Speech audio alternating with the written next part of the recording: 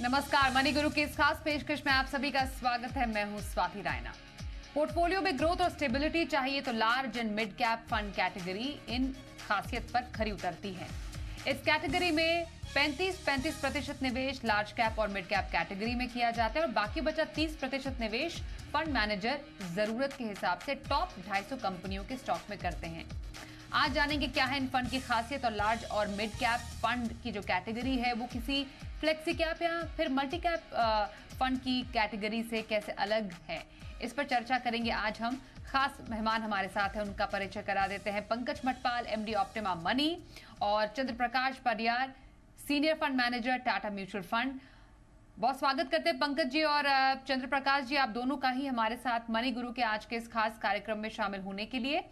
Large and mid cap category की आज हम खास चर्चा कर रहे हैं, इसलिए जानना और समझना जरूरी है लोगों की कंफ्यूजन को दूर करने के लिए कि जो और स्पेशली वो निवेशक जो कि नए इस म्यूचुअल फंड के बाजार में है। चंद्र प्रकाश जी, आप ही से शुरुआत करते हैं। लार्ज कैप कैटेगरी के बारे में लोगों ने सुना है, मिड कैप कैटेगरी के बारे में लोगों ने सुना है। ये लार्ज एंड मिड कैप जो कैटेगरी है, इसको कैसे समझा जाए? नमस्कार एंड धन्यवाद हमको यहाँ इस शो में बुलाने के लिए। Large and mid cap fund एक ऐसा फंड है जहाँ पे हर समय मिनिमम 35% लार्ज कैप और मिनिमम 35% मिड कैप में होना जरूरी है। सो इसमें एक डिसिप्लिन आता है। फंड मैनेजर किसी भी इन्वेस्टर को अगर सारे मार्केट कैप में अगर पार्टिसिपेट करना है तो इस फंड में इन्वेस्ट करने से उनको फायदा मिलता है, क्योंकि यहाँ minimum 35% large cap, mid cap और 30% फ्लेक्सी कैप होता है। सो बैलेंस 30% में फंड मैनेजर जहाँ पे ज़्यादा हमको रिटर्न ज़्यादा दिखता है, जहाँ रिस्क रिवॉर्ड बेटर हो, उसमें हम इन्वेस्ट कर सकते हैं। तो large cap, mid cap, small cap, जैसे कि हमारे Tata large and mid cap fund में अभी फिलहाल हम लोग करीब 45% लार्ज कैप है, 38% मिड कैप है और 10-11% स्मॉल कैप भी है। सो ये फ्लेक्सी कैप अप्रोच है with some set features. Okay, तो large and mid cap category के बारे में चंद्र प्रकाश जी ने हमें बताया। चर्चा को आगे बढ़ाते हुए समझना पंकज जी आपसे जरूरी है कि खासियत के लिहाज से क्या हम समझे कि ये कैटेगरी पोर्टफोलियो को डाइवर्सिफिकेशन देने का काम करती है, क्योंकि दोनों कैटेगरीज लार्ज कैप फंड की स्थिरता और मिड कैप क्योंकि थोड़ा जोखिम भरा ज्यादा होता है, तो उसका maybe best of two worlds मिलकर large and mid cap category को बनाता है, जो कि एक पोर्टफोलियो के डाइवर्सिफिकेशन, ग्रोथ और स्टेबिलिटी के लिए काफी कारगर साबित हो सकता है। बिल्कुल स्वाति जी, सही कहा आपने। देखिए, large and mid cap fund, flexi cap fund और मल्टी कैप फंड, ये तीनों ही ऐसी कैटेगरी हैं जहां पर आपको डाइवर्सिफिकेशन मिलता है, लेकिन थोड़ा थोड़ा अंतर है इनमें स्टाइल को लेकर। तो यदि हम बात करें large and mid cap fund की, तो यहां पर जैसा चंद्रप्रकाश जी ने अभी कहा कि मिनिमम 35% एलोकेशन होना जरूरी है लार्ज कैप में और मिड कैप में। तो एक बात तय है कि यदि आप लॉन्ग टर्म इन्वेस्टर हैं तो आपको स्टेबिलिटी और ग्रोथ दोनों की एक्सपेक्टेशन रहती है। और ऐसे में यदि एक बात तय है कि मिनिमम 35% तो मिड कैप में और 35% रहेगा ही लार्ज कैप में, तो यहां पर आप एक डिसिप्लिन तरीके से लॉन्ग टर्म में वेल्थ क्रिएट कर सकते हैं। यदि हम फ्लेक्सी कैप की बात करें तो वहां पर एक डर थोड़ा सा रहता है कि हो सकता है किसी वक्त पर वहां पर एक तरह का सेगमेंट बहुत कम हो या ना हो, ऐसा पॉसिबल है। बट यहां पर आप यदि लार्ज एंड मिड कैप के जरिए आगे बढ़ना चाहते हैं तो दो सेगमेंट तो यहां पर है ही, और जो बाकी 30% बचता है उसमें फंड मैनेजर्स अपने हिसाब से डिसाइड कर सकते हैं। तो मेरे हिसाब से लॉन्ग टर्म फाइनेंशियल गोल्स के लिए ये कैटेगरी बहुत ही सुटेबल है। तो लॉन्ग टर्म फाइनेंशियल गोल के लिए large and mid cap category काफी सही मानी जाती है, जैसा कि पंकज जी भी बता रहे हैं। चंद्र प्रकाश जी, आप ये जो large and mid cap category है उसमें टाटा म्यूचुअल फंड की तरफ से जो फंड है उसको मैनेज भी करते हैं, तो आप दर्शकों को बेहतर ढंग से बता पाएंगे। और जैसे आपने शुरुआत में भी बोला, स्पेशली जो आपका फंड है वो लार्ज कैप ओरिएंटेड ज्यादा है, मतलब उसमें लार्ज कैप हैवी है, वो उसमें ज्यादा वेटेज लार्ज कैप स्टॉक्स का है, फिर मिड कैप आता है। और उसके बाद फिर कुछ हिस्सा स्मॉल कैप का भी रखा गया है। कोई खास वजह कि लार्ज कैप को ज्यादा वजन दिया गया है? ये समझना बेहद इसलिए जरूरी भी है क्योंकि अभी पिछले कुछ टाइम से हमने देखा है कि लार्ज कैप स्पेशली जो इस कैटेगरी का प्रदर्शन कुछ खास नहीं रहा है, जबकि स्मॉल और मिड कैप ने एक अच्छी रैली दिखाई। तो कैसे समझे इस पूरे कॉम्पोजिशन को जब हम एक large and mid cap fund की बात करते हैं? तो जैसा कि दो चीज कहना चाहूंगा। एक तो जैसा कि पंकज जी ने कहा कि ये large and mid cap, specially Tata large and mid cap fund एक अच्छा बैलेंस देता है मार्केट में।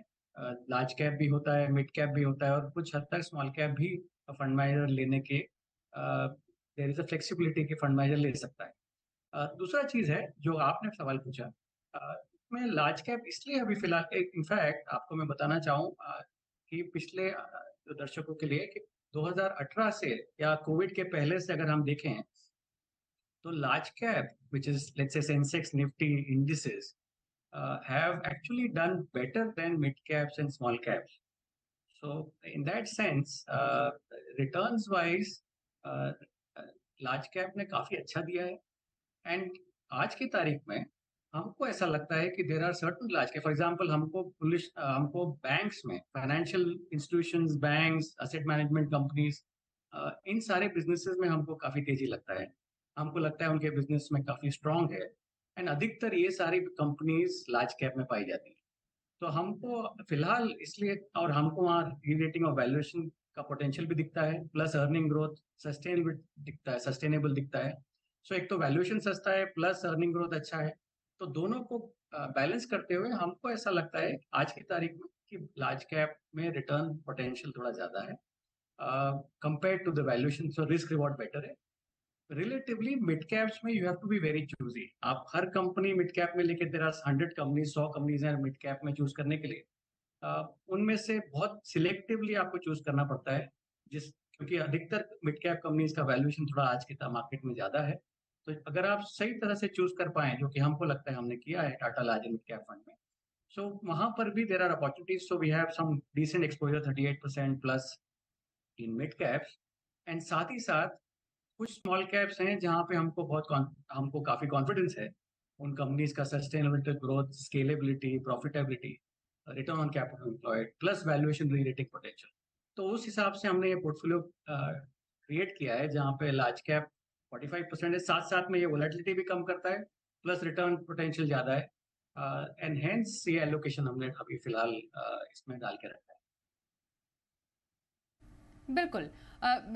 Okay sir. अब पंकज जी, ऐसे में समझना ये इम्पॉर्टेंट है निवेशकों के लिए पोर्टफोलियो कंस्ट्रक्शन में, क्योंकि लार्ज एंड मिड कैप में जैसा कि चंद्र प्रकाश जी भी कह रहे हैं कि जो उसका एक कॉम्पोजिशन है, मानिए एक फंड में अराउंड 40% तक लार्ज कैप है, उसके बाद remaining mid cap and then एक छोटा पोर्शन स्मॉल कैप का है। तो एक मॉडल पोर्टफोलियो होता है, हम यूजुअली देखते हैं एक आम निवेशक एक लार्ज कैप फंड, एक मिड कैप, एक small cap, flexi cap fund, इनको चूज करते हैं अपने पोर्टफोलियोज के लिए। ऐसे किसी पोर्टफोलियो में फिर किसी एक large and mid cap fund की जगह कहां पर होती है, ये समझना जरूरी है, क्योंकि पोर्टफोलियो कंस्ट्रक्शन के लिहाज से इन फंड्स में लार्ज कैप, मिड कैप और स्मॉल कैप तीनों का समावेश है, जो कि हम इंडिविजुअली इन कैटेगरीज में भी देखते हैं। तो एक large and mid cap fund कैसे फिट बैठता है फिर ऐसे में एक पोर्टफोलियो में? देखिए, दो वजह हैं। पहली बात यह है कि यदि आप छोटा अमाउंट निवेश करते हैं और आप चाहते हैं कि एक ही फंड से आपको लार्ज कैप, मिड कैप और कभी कभी अगर ऐसा लगता है फंड मैनेजर्स को कि टाइम सुटेबल है और वो स्मॉल कैप को भी उसमें इंक्लूड करना चाहें, तो इस हिसाब से ये फंड अच्छी कैटेगरी है। और मेरे हिसाब से मतलब ऐसे निवेशक जो स्मॉल कैप को हर वक्त अपने पोर्टफोलियो में नहीं चाहते, जिन्हें उस तरह का रिस्क नहीं चाहिए, तो मल्टी कैप के मुकाबले उनके लिए लार्ज एंड मिड कैप बेहतर हो सकता है, क्योंकि यहां पर लार्ज एंड मिड कैप में तो गारंटीड है कि 35% यहां पर एलोकेशन रहेगा। स्मॉल कैप कभी कभी हो सकता है, ज्यादा चांसेस होंगे कि नहीं होगा, तो थोड़ी स्टेबिलिटी यहां पर ज्यादा होगी।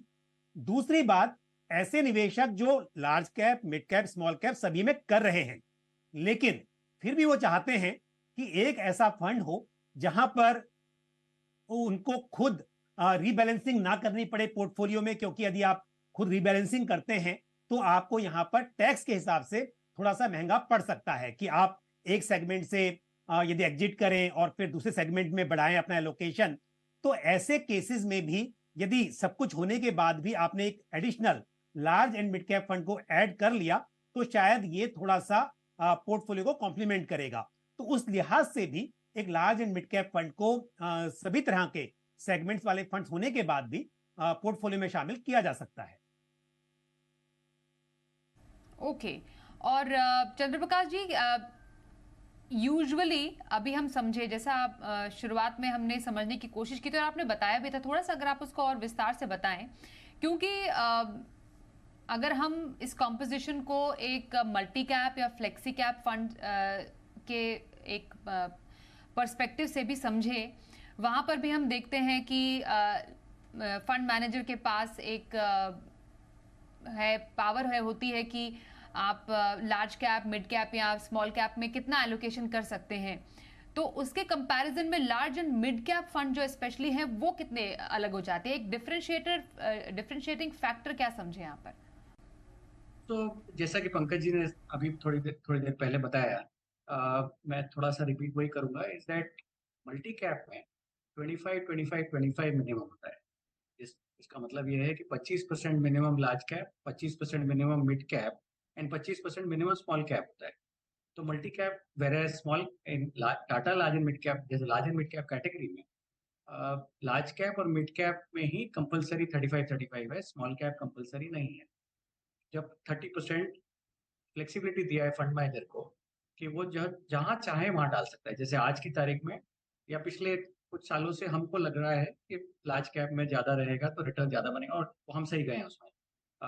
तो जब हमको लगेगा कि लार्ज कैप से में काफी वैल्यूएशन बढ़ गया है तो fund manager can reduce the exposure to large cap and go to more small caps या मिड कैप, जहां ज्यादा अच्छा लगे। जैसे कि पिछले 4-5 साल में Tata large and mid cap में average large cap in the past used to be around 55-60%। वो हमने पिछले एक साल में या 6 महीने में उसको कम करके 45-48% कर दिया है, और वही पैसा हमने स्मॉल कैप और मिड कैप में एलोकेट किया है। सो वो फ्लेक्सिबिलिटी ऑफ मूवमेंट रहता है, वेयर मल्टी कैप में 25 मिनिमम रहेगा एंड बाकी 25 को आप मूव कर सकते हो लार्ज, मिड एंड स्मॉल में। सो ये बड़ा फर्क है। और फ्लेक्सी कैप में कोई लिमिटेशन नहीं है। सो फ्लेक्सी कैप में फंड मैनेजर के पास पूरा छूट है, वो पूरा लार्ज कैप ले सकता है, पूरा मिड कैप ले सकता है, पूरा स्मॉल कैप ले सकता है। सो फ्लेक्सिबिलिटी फंड मैनेजर के पास है। सो ये बड़ा थोड़ा तीनों फंड में थोड़ा अंतर है। पर at the end of the day Swati ji, मैं ये कहना चाहूंगा कि अल्टीमेटली हम लोग सारे फंड्स में बिजनेसेस में इन्वेस्ट करते हैं। अगर बिजनेसेस अच्छा कर रहे होंगे तो रिटर्न बनेगा।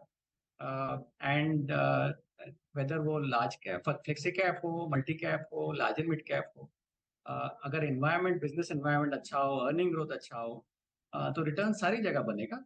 थोड़ा रिस्क रिवॉर्ड थोड़ा डिफरेंस रहता है, जैसे पंकज जी ने बताया था कि अगर किसी इन्वेस्टर को, जैसे आपने भी बताया कि अगर किसी इन्वेस्टर को एलोकेशन करना हो लार्ज, मिड एंड स्मॉल में, और अगर वो हर थोड़े समय में बेचेगा स्मॉल कैप, मिड कैप, तो टैक्सेशन इम्पैक्ट आता है। Where large and mid cap में डाल दोगे तो टैक्सेशन इम्पैक्ट भी नहीं होता है, और सारे सेगमेंट ऑफ द मार्केट में आपको प्रॉपर एलोकेशन मिलता है, तो लॉन्ग टर्म के लिए थोड़ा बेनिफिट मिलता है। लार्ज मिड कैप कैटेगरी पे आज कर रहे हैं खास चर्चा। हमारे साथ है ऑप्टिमा मनी के एमडी पंकज मटपाल और साथ ही टाटा म्यूचुअल फंड के senior fund manager Chandraprakash Pariyar. Pankaj ji, थोड़ा समझना जरूरी है कि क्या कुछ ऐसे रिस्क हैं जो कि जुड़े हुए हैं large and mid cap category से? तो देखिए, जब हम म्यूचुअल फंड में इन्वेस्ट करते हैं तो रिस्क तो यहाँ पर मार्केट रिस्क तो है ही है। तो वो रिस्क चाहे large and mid cap fund हो या किसी भी कैटेगरी का फंड हो, उसमें ये रिस्क रहेगा। लेकिन स्पेशली यहाँ पर अगर बात की जाए तो अगर आप एक लार्ज कैप फंड में इन्वेस्ट कर रहे हैं और वो प्योर लार्ज कैप फंड है, तो आपको पता है कि 80% एलोकेशन मिनिमम टोटल एसेट का लार्ज कैप में होगा, तो वहां पर जो वॉलेटिलिटी है वो थोड़ी कम होगी। बट यदि आप लार्ज मिड कैप फंड की बात कर रहे हैं तो यहां पर क्योंकि 35% एलोकेशन मिड कैप में भी है, और अगर मिड कैप सेगमेंट में वॉलेटिलिटी होती है तो उसका फर्क पड़ेगा। तो ये रिस्क यहां पर दिखाई देता है। लेकिन एक बात यहाँ पर ये हम थोड़ा समझ सकते हैं कि यदि कोई इन्वेस्टर ऐसा है कि बहुत यंग एज में लंबे समय के लिए निवेश करना चाहता है और चाहता है कि उसके पोर्टफोलियो में सब कुछ हो, large cap, mid cap, small cap, तो उनके लिए मल्टी कैप है। लेकिन ऐसा निवेशक जो चाहता है कि थोड़ी ग्रोथ और थोड़ी स्टेबिलिटी, स्मॉल कैप थोड़ा बहुत, जैसा अभी चंद्र प्रकाश जी कह रहे थे, कभी मार्केट में उसके लिए बहुत अच्छी संभावनाएं हो उस वक्त ऐड किया जा सके, but otherwise majorly large and mid cap में हो तो ऐसे निवेशकों के लिए ये कैटेगरी सुटेबल हो सकती है। तो इसके लिए flexi cap, large and mid cap या फिर मल्टी कैप, सभी की अपनी इंपॉर्टेंस है। लेकिन आपने जो कहा कि रिस्क के हिसाब से, तो मैं कहूंगा कि मल्टी कैप के कंपैरिजन में रिस्क थोड़ा यहाँ पर कम माना जा सकता है, लेकिन एक प्योर लार्ज कैप के मुकाबले थोड़ा सा अधिक माना जा सकता है। और चंद्र प्रकाश जी, कैसे चुना जा सकता है एक अच्छा large and mid cap fund? क्योंकि कैटेगरी में ऑप्शंस तो बहुत सारे डेफिनेटली है ही, पर एक निवेशक चूज कैसे करे, किन पैमानों पर एक फंड को परखें, आप बेटर बता सकते हैं? तो नॉर्मल वैसे ये सवाल शायद से पंकज जी ज्यादा अच्छा बता पाएंगे, क्योंकि मैं एक फंड मैनेज करता हूँ, तो हो सकता है मैं थोड़ा बायस्ड हूँ। बट आपने पूछा है तो मैं ये इसका कह सकते जवाब हैं चंद्र देने की प्रकाश कोशिश जी, करता मैं हूँ। थोड़ा मोल्ड करती हूँ कि बिल्कुल, कि आप जो फंड मैनेज करते हैं उसको कैसे सुनिश्चित करते हैं कि वो बेस्ट से बेस्ट परफॉर्मिंग फंड रहे कैटेगरी में, और कैसे निवेशकों को फायदा हो सकता है ऐसे किसी फंड का, अगर इसको इस ढंग से रखें तो? जी जी जी, तो हमारी तरफ से हम लोग टाटा म्यूचुअल फंड में growth at regional price investment philosophy को फॉलो करते हैं, जहाँ पे हम लोग कंपनीज ढूंढते हैं, ऐसी कंपनीज ढूंढते हैं जो प्रॉफिट ग्रोथ स्ट्रॉन्ग कर डिलीवर कर पाए हर साल, और साथ ही साथ बैलेंस शीट में डेट कम हो, फ्री कैश जनरेटिंग हो, एंड एंड साथ ही साथ वैल्यूएशन सस्ता हो। और वो उसमें क्या होता है कि जनरली जब ग्रोथ कंपनी होता है तो फ्री कैश फ्लो होगा, तो वैल्यूएशन सस्ता तभी मिलेगा जब आप लॉन्ग टर्म सोच के इन्वेस्ट करें, और दूसरा जल्द थोड़ा अर्ली करें। जब दूसरे सब लोग एक कंपनी को अगर पसंद करने लगेंगे तो आपको सस्ता नहीं मिलेगा। तो आपको एक दो साल, एक साल पहले जब उसका ट्रेंड आने वाला हो किसी बिजनेस का या किसी मैनेजमेंट टीम का डिलीवरी आने वाला हो, तो आप उससे कहीं एक 6 महीना, एक साल पहले से इन्वेस्ट करना जरूरी होता है, जहाँ पे आप लॉन्ग टर्म के लिए सोच के लें।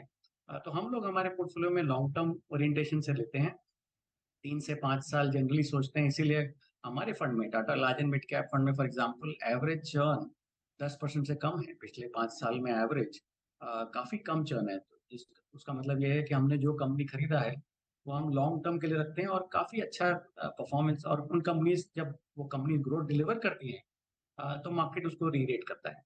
So over a period of time, we have seen that many companies have got re-rated very sharply in the last 4-5 years, market के साथ साथ भी, और मार्केट से बेहतर एक्चुअली। सो हमारा फोकस ये है कि कैसे हम, so we are bottoms up in approach, हम लोग टॉप डाउन कम है, कंपनी स्पेसिफिक हैं। एंड हमारा फर्स्ट क्वेश्चन ये होता है किसी कंपनी को लेने से पहले कि रिस्क क्या है, डाउनसाइड कितना है। तो हमारा फोकस ये भी है, जैसा कि पंकज जी एक रिस्क बता रहे थे कि थोड़ा मिड कैप ज्यादा होगा या स्मॉल कैप होगा तो रिस्क बढ़ सकता है, तो उसको देखते हुए हम लोग हमारे पोर्टफोलियो में ये पहला देखते हैं कि डाउनसाइड कितना हो सकता है किसी कंपनी को हम ले रहे हैं तो।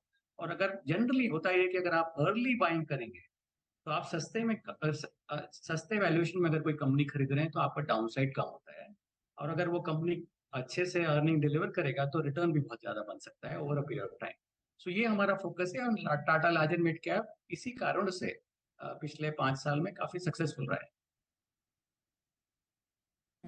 पंकज जी, एलोकेशन कितना रखा जा सकता है ये माफ कीजिए large and mid cap fund का किसी के पोर्टफोलियो में? क्योंकि हमने चर्चा तो एलोकेशंस की बहुत कर ली, पर जो एक परसेंटेज ऑफ पोर्टफोलियो होता है वो जानना भी जरूरी है कि मुझे कितना परसेंटेज किसी एक large and mid cap fund को देना चाहिए।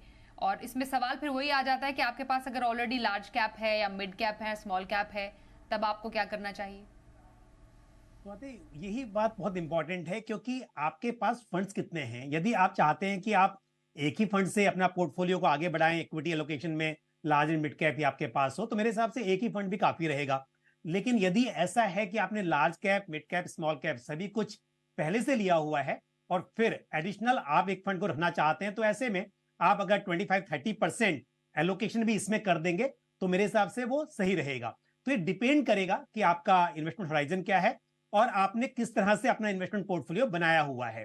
स्वाति, में एक बात और यहाँ पे छोटी सी ऐड करूंगा कि हम बात कर रहे हैं कि मिड कैप में वॉलेटिलिटी ज्यादा होती है या लार्ज कैप में कम होगी, ये छोटे टाइम की बात है। यदि हम लॉन्ग टर्म की बात करें तो मैं छोटा सा यहाँ पे एग्जांपल दूंगा कि करीब 16 फंड्स हैं जिन्होंने 10 साल का समय पूरा किया है, और इन 10 सालों में जिसका बेस्ट परफॉर्मेंस है उसका करीब 26% और जिसका वर्स्ट है उसकी परफॉर्मेंस भी लगभग 16% CAGR रही है।